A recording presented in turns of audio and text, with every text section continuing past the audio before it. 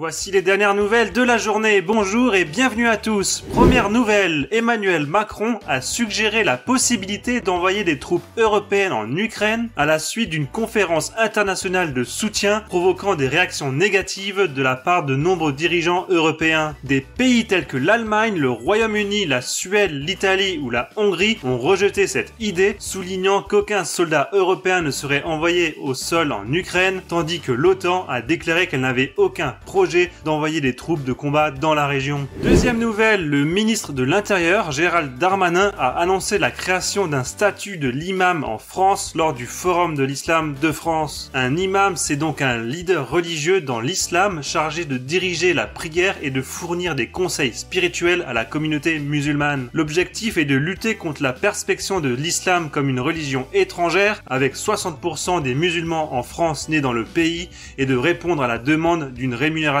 adéquate pour les imams locaux. Troisième nouvelle, un nouveau décret gouvernemental français interdit l'utilisation de termes tels que steak végétaux, saucisses véganes ou lardons sans viande pour désigner des produits ne contenant pas de viande, répondant aux préoccupations de l'industrie animale. Le décret prévoit également des restrictions sur les termes faisant référence à des pièces de viande. Quatrième nouvelle, le Parlement européen a approuvé une législation visant à lutter contre le déclin de la biodiversité en obligeant les États membres à restaurer 20% des terres et espaces marins de l'Union européenne d'ici à 2030, avec un objectif de restauration d'au moins 30% des habitats en mauvais état. Malgré l'opposition de la droite, le texte a été adopté, marquant une victoire pour les défenseurs de l'environnement et fixant des mesures importantes pour la protection de la nature en Europe. Et enfin, dernière nouvelle, la consommation de gaz en France a atteint son niveau le plus bas depuis les années 1990, diminuant d'environ 11% en 2023 et chutant de 20% en cours des 2 dernières années en raison de comportements sobres, d'efforts de transition énergétique